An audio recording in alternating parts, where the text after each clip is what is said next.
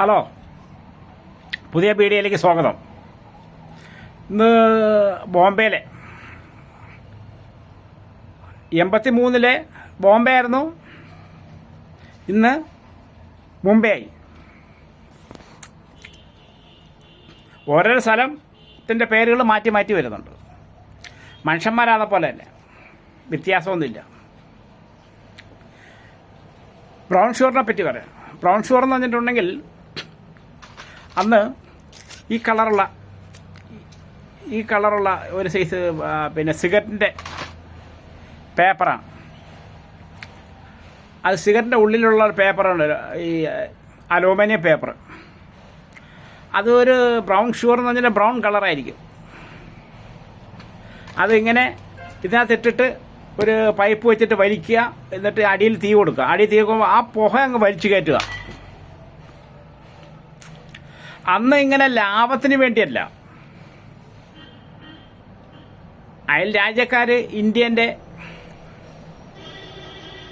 ആരോഗ്യം നഷ്ടപ്പെടുത്താൻ, ഇന്ത്യൻ്റെ ആൾക്കാരുടെ ജവാന്മാരുടെ നമ്മളെ തലമുറകളുടെ ആരോഗ്യം നഷ്ടപ്പെടുത്താൻ വേണ്ടിയിട്ട് ഇറക്കിയതാണ് സാധനം.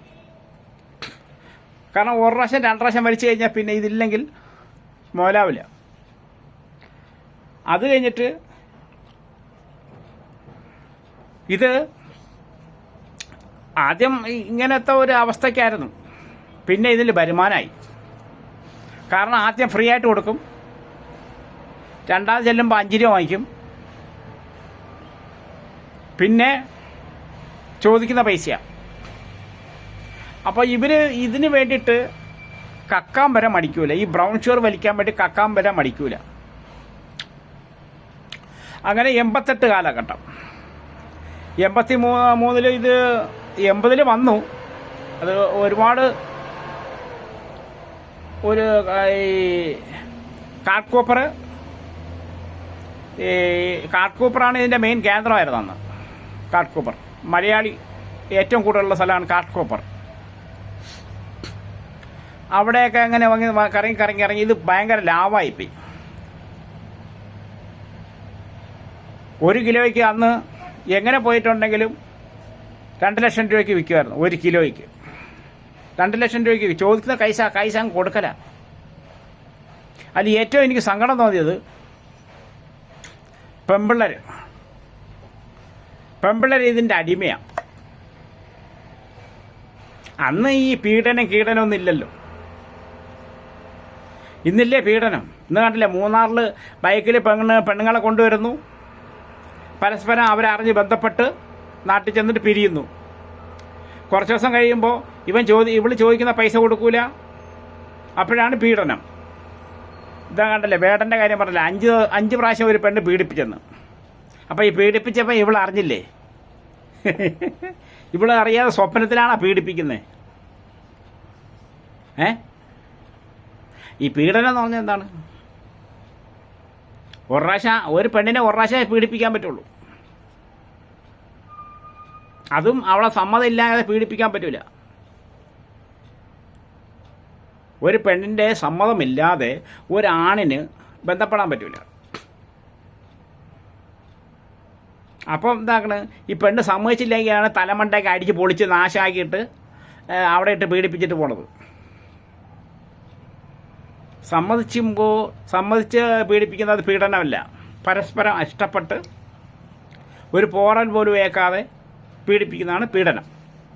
അത് സമ്മതം. മറ്റേ പീഡനം എന്ന് പറഞ്ഞാൽ എന്താണ്? ഒരാണ് ഒരു പെണ്ണിനെ ചോദിക്കുമ്പോൾ അത് ബന്ധപ്പെട്ട് സമ്മതിച്ചില്ലെങ്കിൽ ഉടൻ തന്നെ പറയും, ഞാൻ പോലീസ് പോയി കംപ്ലൈൻറ്റ് പറയും, അല്ലെ അപ്പനും അമ്മരടുത്ത് പറയും, അവരടുത്ത് പറയും നിന്നെ ഞാൻ നാറ്റിച്ച് കളയിടാന്ന് പറയുമ്പോഴത്തേക്കാണ് തല്ലിക്കൊന്ന് പള്ളിയിൽ കളയുന്നത്. അതിനാണ് ഈ പീഡനം എന്ന് പറയുന്നത്. 5 പ്രാവശ്യം ഒരു പെണ്ണ് പീഡിപ്പിച്ച് ഫേമസായി കഴിയുമ്പോഴാണ് പീഡനം എന്ന് പറയുന്നത്. കാരണം ഇതിനിപ്പം ഈ കോടതി അവരുടെ സപ്പോർട്ടാണ്. പണ്ടും പീഡനം ഉണ്ടായിരുന്നു, എൻ്റെ ചെറുപ്പത്തിലൊക്കെ പീഡനം ഉണ്ടായിരുന്നു. അന്ന് ആരും ഇത് ചോദിക്കാൻ പോവില്ല. പീഡനം എന്ന് പറഞ്ഞ വാക്ക് ഇപ്പോഴാണ് വന്നത്.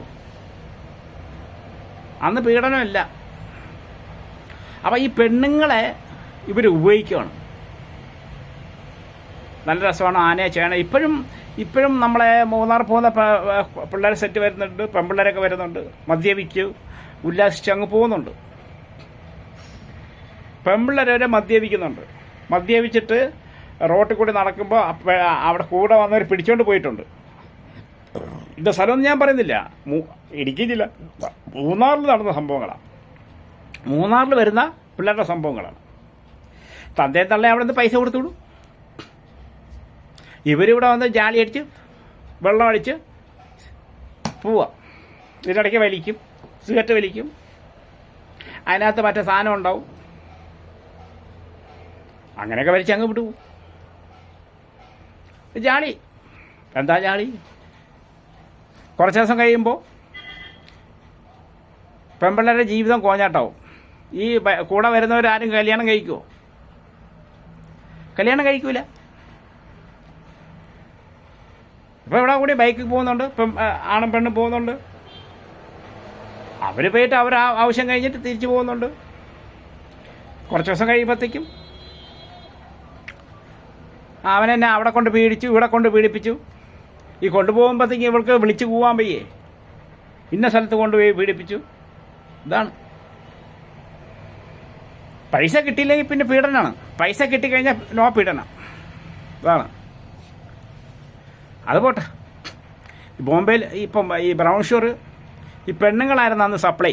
കാരണം ഇവർക്ക് സപ്ലൈ കൊടുക്കുന്നത് എന്നിട്ട് ഇവർക്ക് വലിക്കണം. രാത്രി 2 മണിക്കൊക്കെയാണ് ഈ പെണ്ണുങ്ങളൊക്കെ ഇറങ്ങി നടക്കുന്നത്. പോലീസുകാരൊന്നും മിണ്ടില്ല. കാരണം എന്നിട്ട് മിണ്ടാൻ പറ്റില്ല. ഇവരെ തൊട്ട് കഴിഞ്ഞാൽ അവർ ചത്തുപോകും, ബ്രൗൺ ഷുഗർ വലിക്കുന്നവർ. കാരണം ഈ ബ്രൗൺ ഷുഗർ എന്ന് പറഞ്ഞിട്ടുണ്ടെങ്കിൽ ഈ ഞരമ്പിനകത്തെ ഈ നമ്മളെ എല്ലിനകത്തെ ഒരു സൈസ് മജ്ജയുണ്ട്, മജ്ജ എന്ന് പറഞ്ഞിട്ടുണ്ട് സാധനം. അതിൻ്റെ വെള്ളം വറ്റിച്ച് കളയാണ്, ശരീരത്തെ വെള്ളം മൊത്തം വറ്റിച്ച് കളയാണ്. അവനെ കൊണ്ട് ഒന്നിനും പറ്റൂല. ശവമാണ് അവൻ, ജീവിച്ചിരിക്കുന്ന ശവം.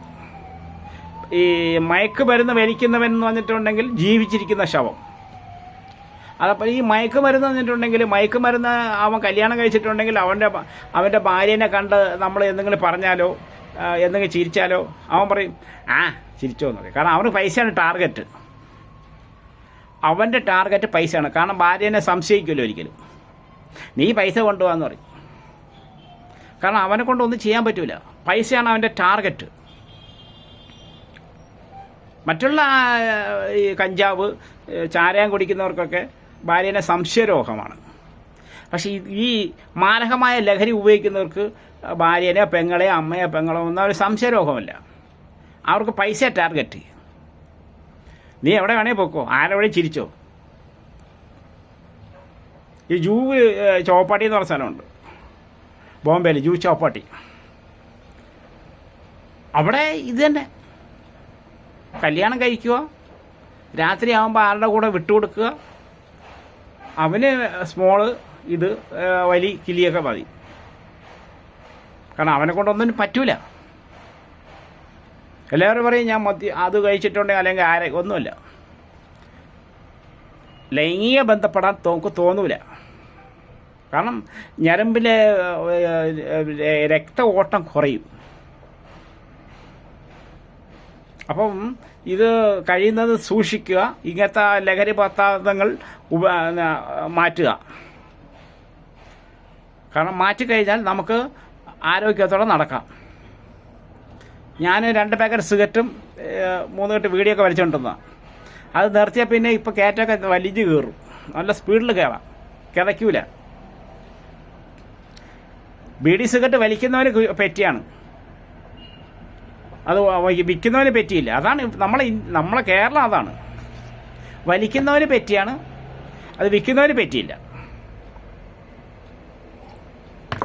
ഏതെങ്കിലും സ്കൂളിൻ്റെ അടുത്ത് ഒരു മുറുക്കാൻ കടയുണ്ടെങ്കിൽ അവിടെ ചെക്ക് ചെയ്യും. അവിടെ നിന്ന് ആരും വാങ്ങിക്കൂല. വാങ്ങിക്കുന്ന പുറേ ഏരിയ എന്നാണ് വാങ്ങിക്കുന്നത്. തന്തേൻ്റെ പേര് പറഞ്ഞുകൊണ്ട് സിഗരറ്റും വീഡിയോ മാറ്റോണ്ട് പോകും. മനസ്സിലാവുന്നുണ്ടോ? അടുത്ത വീഡിയോ കാണാം.